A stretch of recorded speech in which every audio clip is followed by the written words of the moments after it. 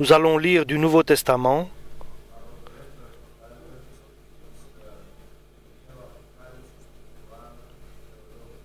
Nous allons lire du livre Apocalypse, le dernier livre qu'a écrit l'apôtre Jean. Chapitre 2, le livre de l'Apocalypse. Écrit à l'ange de l'église d'Éphèse, voici ce que déclare celui qui tient les 7 étoiles dans sa main droite et qui marche au milieu des 7 lampes d'or. Je connais ton activité, la peine que tu t'es donnée et ta persévérance. Je sais que tu ne peux pas supporter les méchants. Tu as mis à l'épreuve ceux qui se disent apôtres, mais ne le sont pas, et tu as démasqué leur imposture. Tu as de la persévérance, tu as souffert à cause de moi, et tu t'es pas découragé. Mais j'ai un reproche à te faire. Tu ne m'aimes plus, comme au commencement. De quelle hauteur tu es tombé? Prends-en conscience, change d'attitude, et agis comme tu l'as fait au commencement. Si tu refuses de changer, je viendrai à toi, et j'enlèverai ta lampe de sa place. Cependant, tu as ceci en ta faveur. Tout comme moi, tu détestes ce que font les Nicolaïtes. Que chacun qui a des oreilles écoute bien ce que dit l'Esprit aux églises. Amen pour la parole du Seigneur. Une église bénie. Quelques années auparavant, lorsque l'apôtre Paul est passé à Éphèse et il était revenu d'Asie, et cette église avait la prédication qui se faisait avec beaucoup de force. Et le Christ, par les mains des apôtres, et accomplissait beaucoup de miracles. Et où passait Paul, il y avait beaucoup de guérisons. La gloire de Dieu était présente. Après quelques années, l'église d'Éphèse était une église appréciée de Dieu, et lorsque Jésus-Christ demande d'envoyer cette lettre à l'église d'Éphèse avec beaucoup de compliments, c'est moi qui tiens les pasteurs des églises dans ma main droite, je les tiens, ils confessent donc Jésus-Christ, que tu es une église qui est appréciée, l'église d'Éphèse. Et je reconnais ton effort. Je reconnais l'effort que tu fais. Tu es une église appréciée. Tu n'es pas fainéant, mais tu es un travailleur. Tu es zélé pour mon œuvre. Tu sers le Seigneur et les frères. Et le Seigneur reconnaît le cœur du pasteur d'Éphèse, qu'il a beaucoup de patience. Et le Seigneur nous dit, nous avons besoin de beaucoup de patience pour faire la volonté du Seigneur, pour recevoir les promesses de Dieu. Et il est important d'avoir de la patience,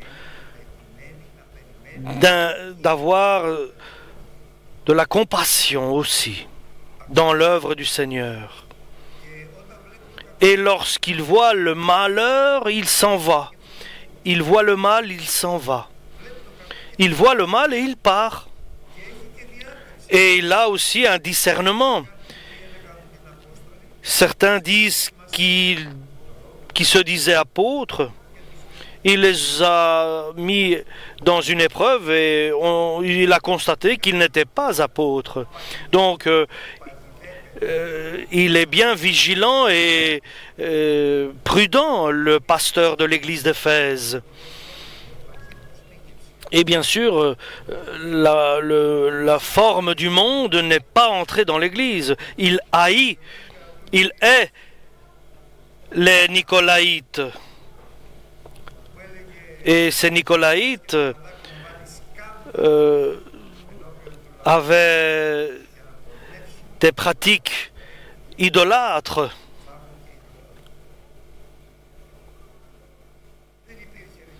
Donc, il n'y avait pas la mondanité dans l'Église, il n'y avait pas cette prétention du monde. Une Église où il n'y avait pas de scandale. C'était une Église, je peux dire, et la parole de Dieu nous certifie, qui était parfaite.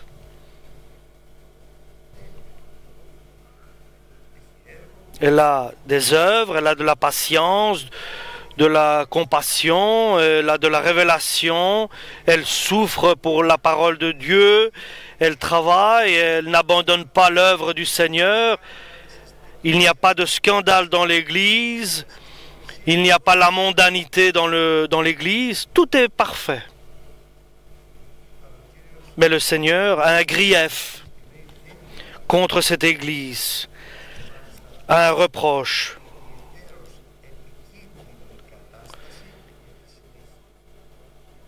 Il a un reproche pour l'Église. Et ce reproche est très important pour la suite de l'Église. Et ça, nous devons l'observer en nous, chacun personnellement. Et parfois, tout va bien, nous pensons. Dans le spirituel, nous œuvrons, nous avons de la patience, nous sommes tolérants, nous avons de la révélation de la part de notre Dieu, il nous révèle certaines choses, et nous disons en nous-mêmes que tout va bien. Et Dieu nous dit, il y a quelque chose en toi que je vois, et quelque chose qui est un reproche, qui va te guider, t'entraîner, je dirais, et je serai obligé à arrêter ton œuvre, à arrêter ma collaboration avec toi, à arrêter ma bénédiction sur toi.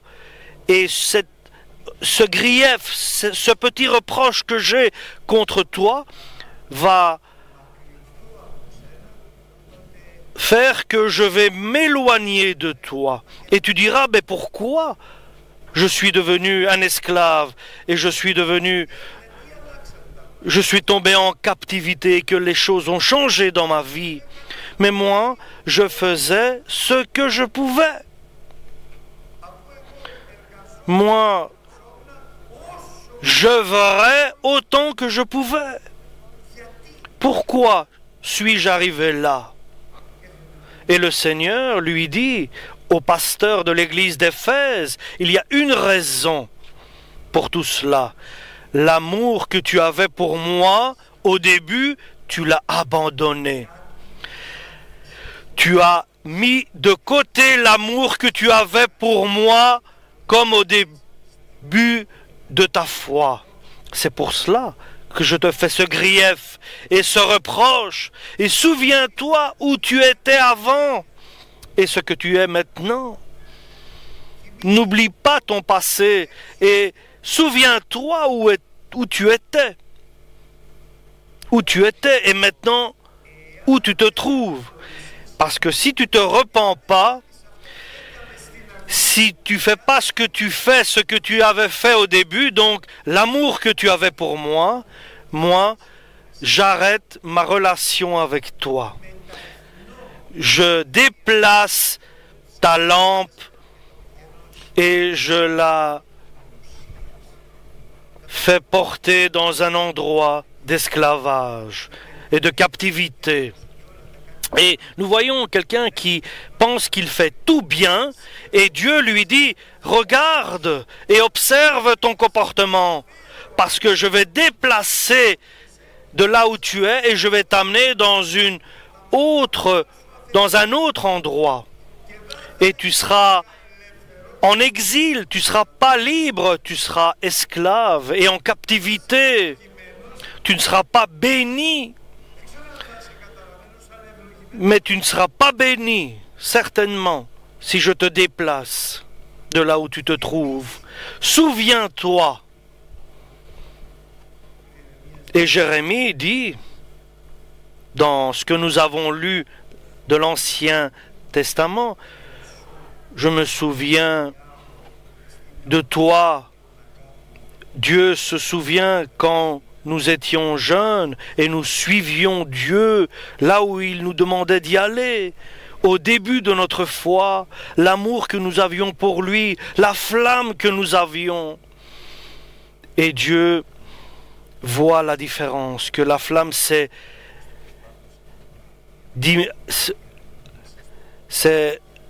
diminuée. La flamme que nous avions pour Dieu s'est rétrécie. L'amour que nous avions a diminué. Et pour ceux qui sont de Dieu et qui ont la renaissance et qui ont reçu de la part de Dieu la bénédiction, doivent faire attention.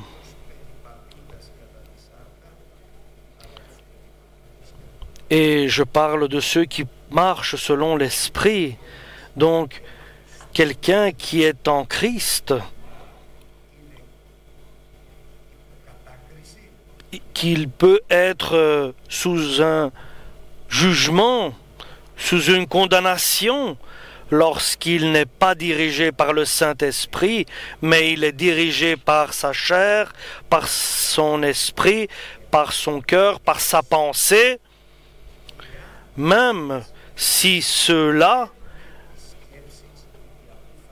et que les décisions sortent de la parole de Dieu, même s'il fait ce qu'il pense être le meilleur en relation avec Dieu.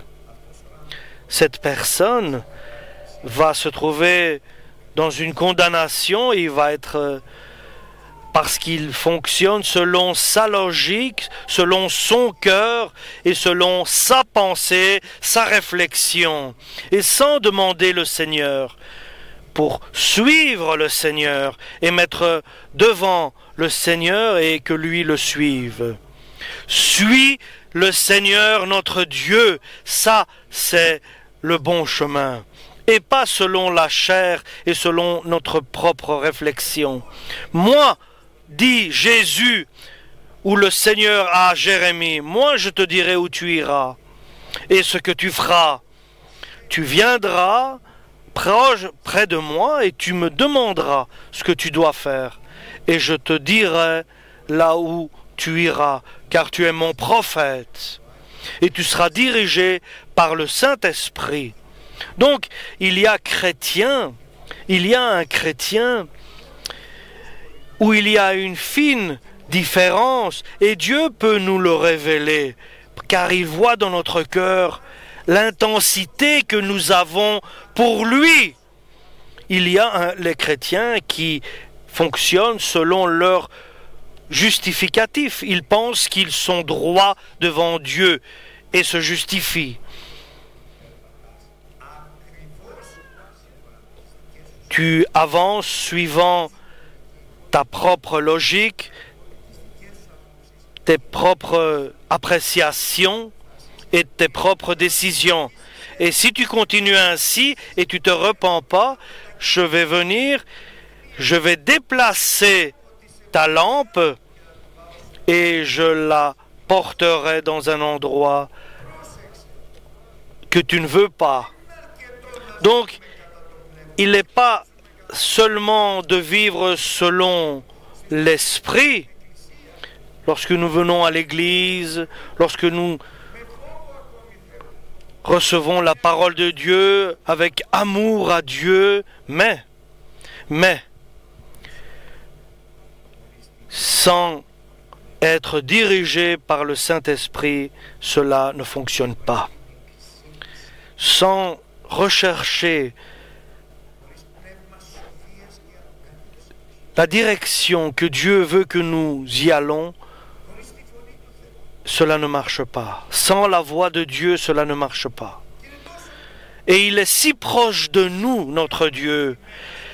Il est bon, le pasteur d'Éphèse. Il n'a aucun, je dirais, faute.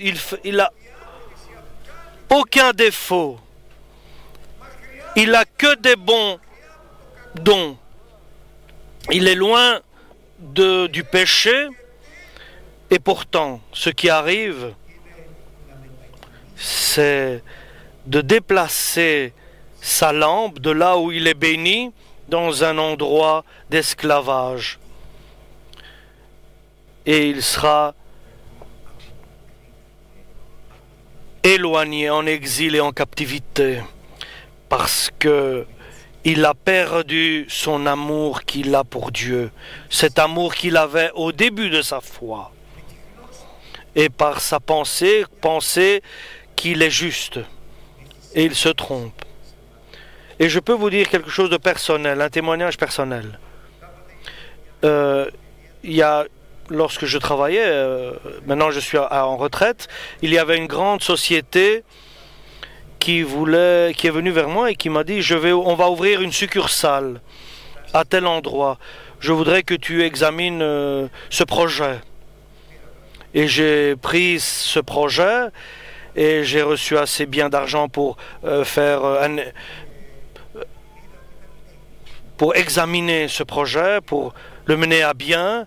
C'était le meilleur endroit et le meilleur investissement. Mais en moi, il y avait quelque chose qui n'allait pas. J'étais bouleversé. Et ça n'allait pas en moi-même. J'étais pas bien. Donc, la direction est venue vers moi et me pose la question. Alors maintenant, comment était ton examen que tu as fait? Oui, ce que j'ai cherché est très bon, mais laissez-moi pour réfléchir. Et ils ont bien compris ce que je voulais dire. Et je voulais dire d'aller prier. Tout est bien. Nous allons commencer le projet, l'étude a été bonne et tout, etc. Et je dis oui, mais attendez que je prie d'abord. Attendez un instant. Donnez-moi un peu de temps. Et ils ont dit ça va, ils sont repartis. Et tout a fonctionné. Oui, ils ont fait un grand investissement pour le projet. Et c'était une catastrophe totale. Parce qu'après quelques mois, il y a eu un problème. Il y avait un problème avec l'eau ou l'électricité et il y avait pas de personnes qui étaient rentrées dans le magasin. Il y avait un ou deux clients. Vous voyez, chers frères et sœurs, combien il est important que notre réflexion par rapport à la réflexion de Dieu. Notre logique à nous est la logique de Dieu. Notre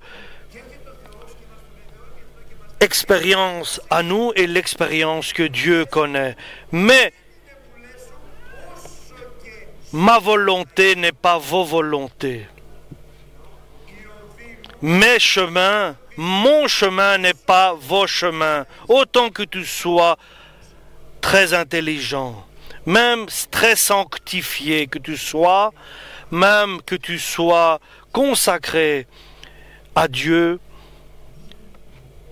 n'avance pas avec tes propres pensées, avec ta propre réflexion. Ne prends pas de décision si tu ne prends pas l'autorisation, du moins la directive et les consignes de Dieu. Ne commence pas quelque chose, autant que cela te paraît très bien, autant que cela te paraît facile.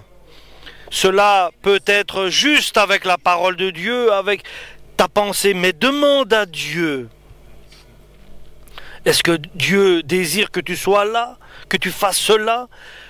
Demande à Dieu, demande que le Saint-Esprit te révèle le chemin que tu dois suivre, car Dieu connaît l'avenir, il connaît le passé, le présent et l'avenir, le futur, car personne parmi nous connaît le futur et l'avenir. Alléluia! Et le plus important, la question la plus importante est qu'est-ce que je vais faire? Qu'est-ce que je vais faire? Comment vais-je faire cela? Je suis une personne faible, sans importance. Je suis moins que rien, je le reconnais. Que vais-je faire? Et Dieu dit, sa parole apprend que la loi, elle est faible.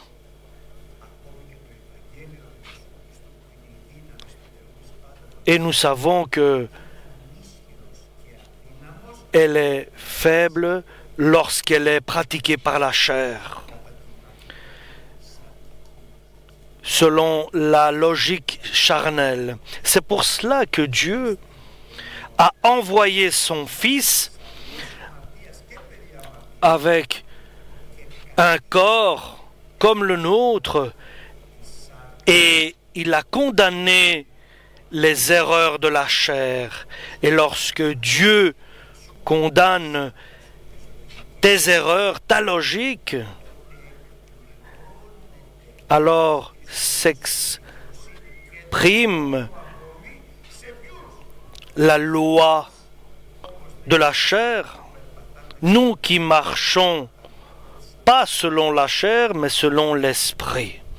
Donc Dieu condamne les démarches selon le corps humain. Il sait quels sont les défauts et les faiblesses de l'homme, car ce qu'il est chair, il n'est pas divin. Moi, je vais t'envoyer Jésus pour te donner de l'aide à surpasser les soucis que tu as à cause de la faiblesse de la chair. Et il va t'aider dans le spirituel. Et il va amener en toi la force de l'esprit qui a le pouvoir d'aller contre la volonté de ton corps, de ta chair. Et cela va venir à toi, toi qui ne se base pas sur la chair, mais tu te bases sur l'Esprit Saint. C'est ton point de référence, c'est ton Esprit Saint, c'est l'Esprit Saint. Mais tu veux marcher selon la volonté de Dieu et non selon ta propre volonté, la volonté de la chair, du corps humain. Pourquoi cela est valable? Parce que ceux qui vivent selon la chair, ils pensent au plaisir de la vie, le bien de la chair. Et ceux qui avancent et qui marchent selon l'esprit pensent à ce qui est céleste, à ce qui est spirituel, à ce qui est éternel, ce qui est d'en haut. Et nous comprenons ce que veut dire, voilà, un chrétien qui vit selon sa chair, selon sa volonté. Il fait ce qui lui plaît.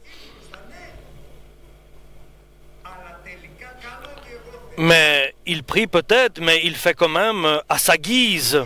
Il fait selon sa volonté. Oui, Dieu m'a libéré, mais nous avons été libérés du péché. Nous nous sommes devenus serviteurs de Dieu. Alors ça, c'est idéal. Maintenant, je dois devenir un serviteur de Dieu. Et pour devenir un serviteur de Dieu, je dois faire le Seigneur, mon Dieu, il doit régner en moi. Et je dois marcher selon mon Dieu, mon Seigneur, celui qui me donne des directives. Et l'Esprit Saint, c'est celui qui s'occupe de nous, c'est l'Esprit Saint, c'est le Seigneur dans l'Église, en nous. Qui est notre Seigneur? Que veut dire Seigneur? Il donne des ordres, il dirige. Je lui demande, je ne fais pas ce qu'il me plaît, mais je fais ce qu'il désire. Je ne fais pas ce que je veux, mais je fais ce qu'il plaît à Dieu.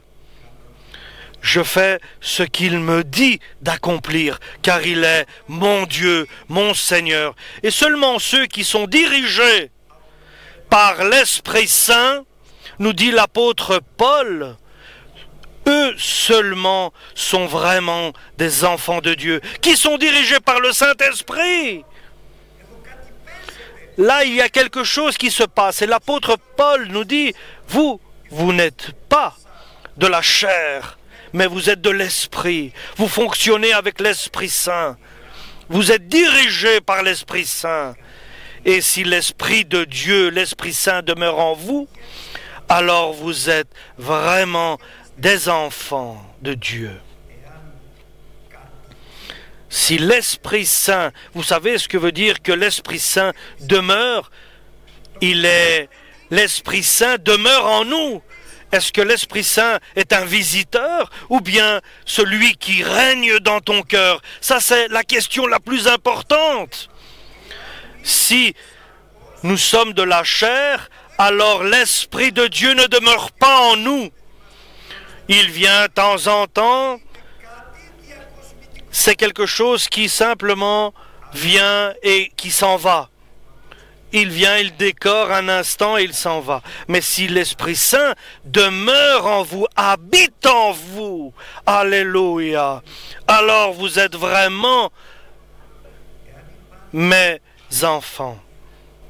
Et si en vous il y a du péché, si vous jugez, vous condamnez, vous accusez, si vous avez de l'amertume et de la vengeance et de la colère, l'Esprit Saint s'en va.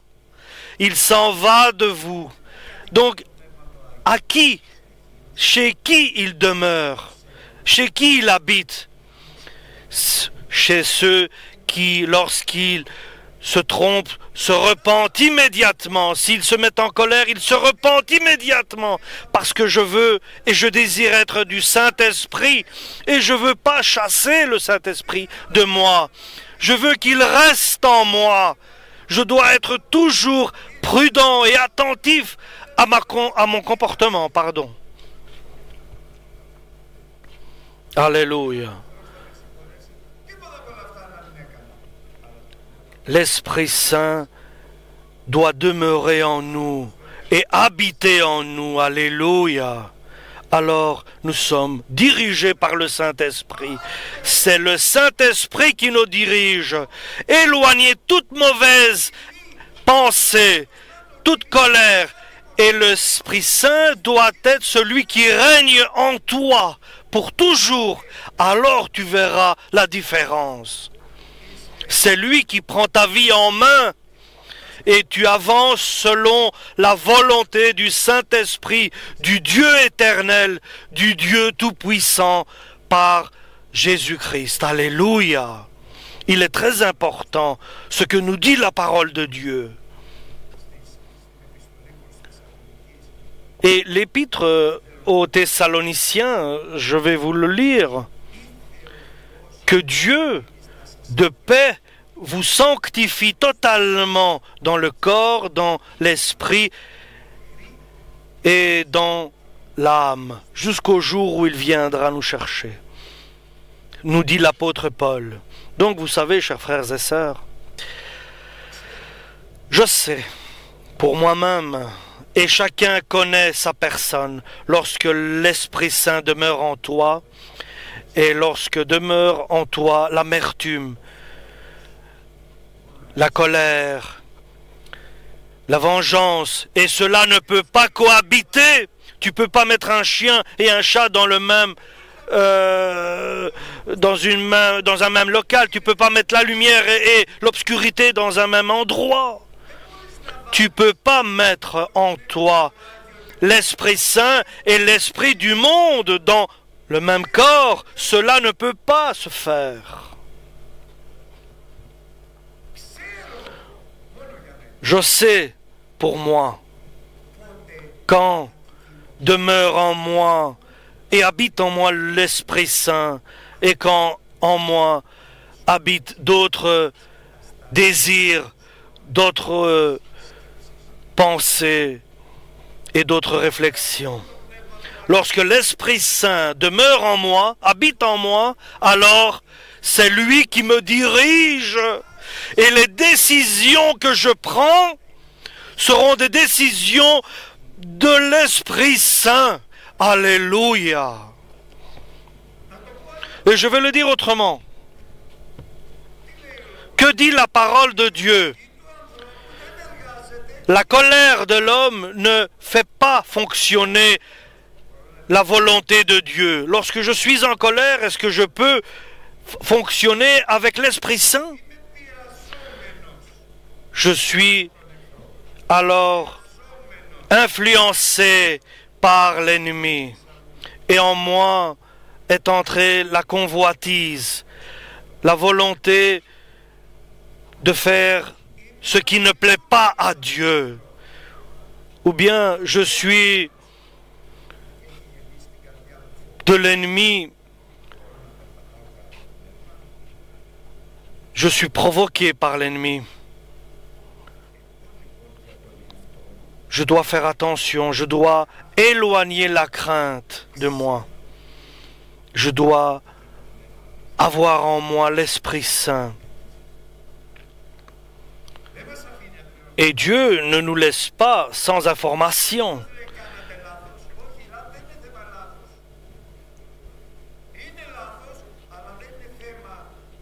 Nous n'avons pas pris le bon chemin. Nous devons être très prudents et prendre de bonnes décisions et nous repentir immédiatement lorsque nous constatons que nous avons pris le mauvais chemin.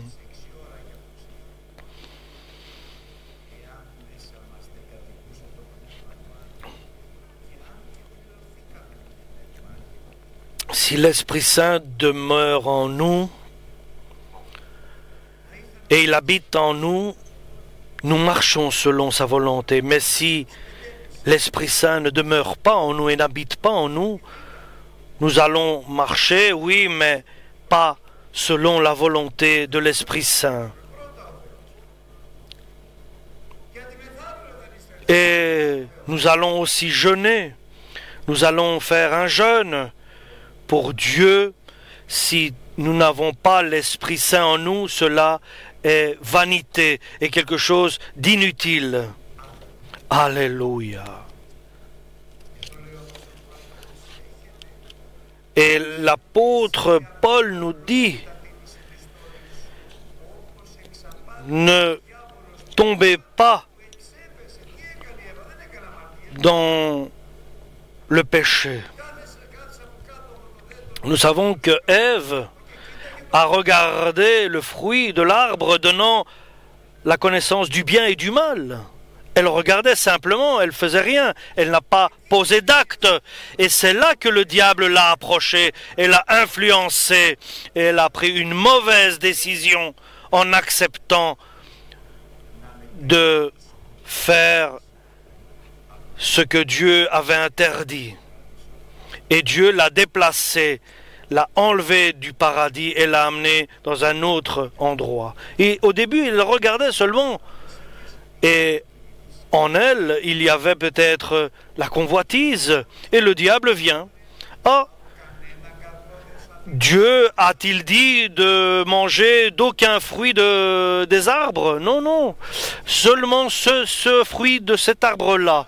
Des autres, nous pouvons manger. Si nous mangeons de ce fruit, nous allons mourir, Dieu nous a dit. Et le diable dit, mais non, vous n'allez pas mourir, mais vos yeux vont s'ouvrir et vous allez devenir comme Dieu. Vous allez reconnaître le bien et le mal. Mais une vérité qui est mortelle. Et Ève a regardé de nouveau avec attention l'arbre et le fruit était bon à ses yeux. Et si je le mange, j'aurai de la connaissance du bien et du mal. Alors elle a étendu sa main, elle a mangé, et elle a été déplacée du paradis dans le monde extérieur. Que Dieu nous protège de cela. Et l'apôtre Paul continue. Et il y a aussi l'Esprit Saint qui doit demeurer, habiter en nous, et il doit nous diriger. Si quelqu'un n'a pas l'Esprit de Dieu, de Jésus-Christ, il n'est pas de Dieu et de Jésus. Il ne lui appartient pas. Si le Christ est en nous, le corps est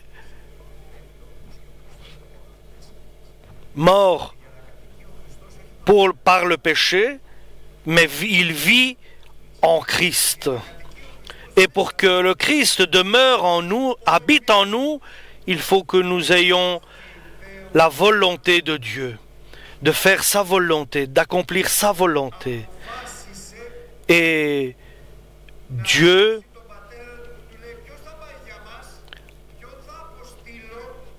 a dit, qui vais-je envoyer?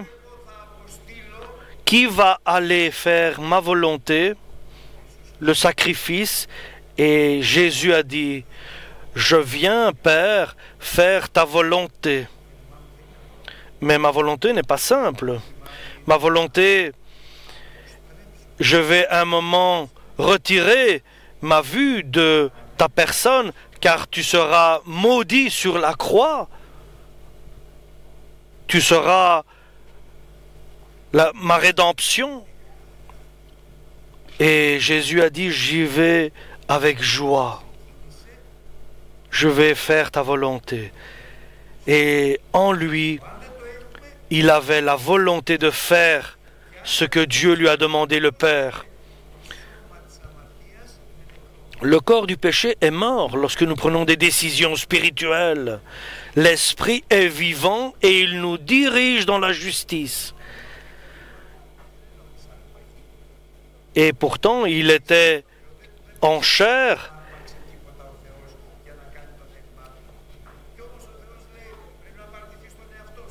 Et il lui a dit, tu dois abandonner le père, mère des enfants.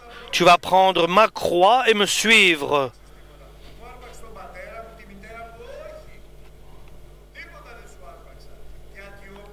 Celui qui me suit, je vais lui donner centuple ce qu'il aura abandonné, ce qu'il aura laissé. Et je le crois. Je le crois que Dieu nous le dit. Aide-moi à faire selon ta volonté.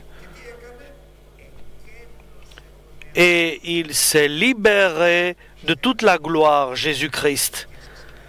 Je suis quelqu'un qui n'a aucune valeur.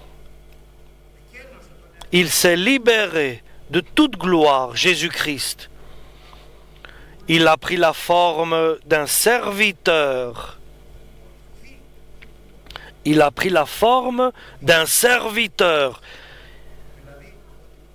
Et ce que tu me dis, je le ferai. Je n'ai pas ma propre volonté, je n'ai pas des volontés personnelles, je n'ai pas ce « je pense que ». Tout cela, je laisse de côté. Je me libère, je me suis vidé de tout cela. Je suis devenu serviteur de Dieu. Alors, nous devons nous vider de notre propre réflexion et laisser habiter en nous l'Esprit Saint. Et il est devenu serviteur pour les hommes. Et il est venu mourir sur la croix. Il a pris sur lui nos passions, nos faiblesses, nos malheurs, nos blessures. Et lorsqu'il s'est retrouvé comme un être humain, il était toujours Dieu. Mais là, il s'est rabaissé encore. Tu sais qui j'étais? Cela ne dit rien. Ce qui veut dire, qui es-tu maintenant? Est-ce que tu es selon la volonté de Dieu et de te rabaisser pour être obéissant à Dieu? Voilà celui qui marche selon l'Esprit. Qui fonctionne et marche selon la volonté de Dieu? Celui qui est obéissant en tout point à Dieu, car en lui demeure l'Esprit Saint. Et Dieu le dirige. Et nous nous rabaissons. Il se ridiculise lui-même.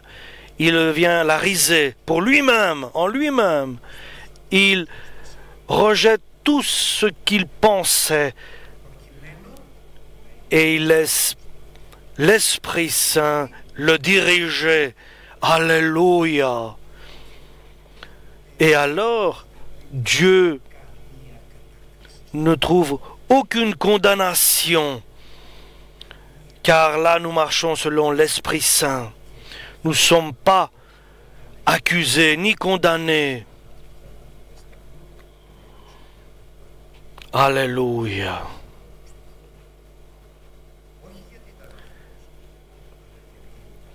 Il a rabaissé sa personne jusqu'à la mort et il est mort sur la croix. Il est devenu obéissant aux paroles de Dieu.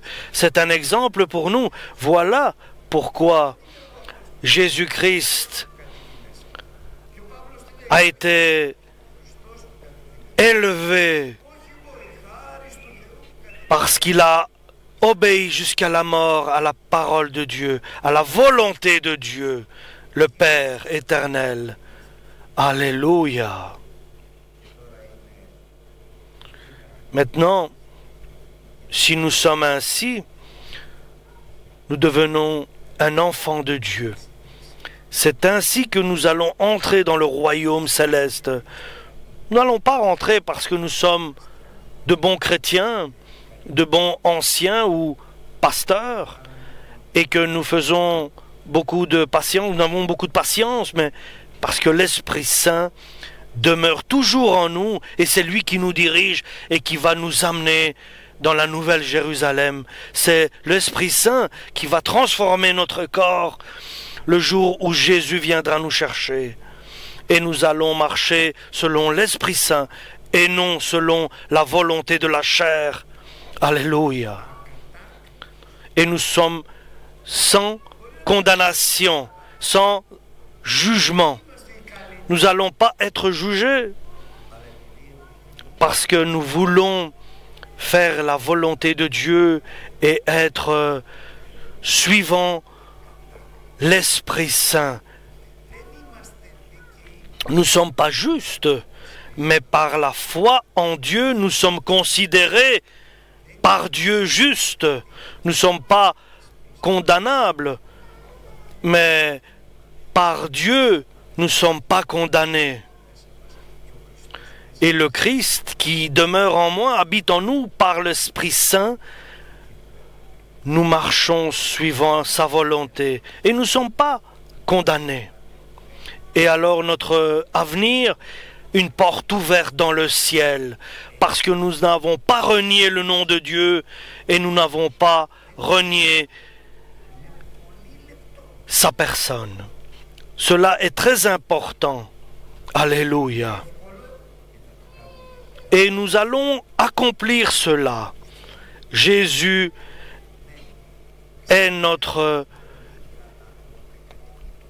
Seigneur pour l'éternité. Alléluia.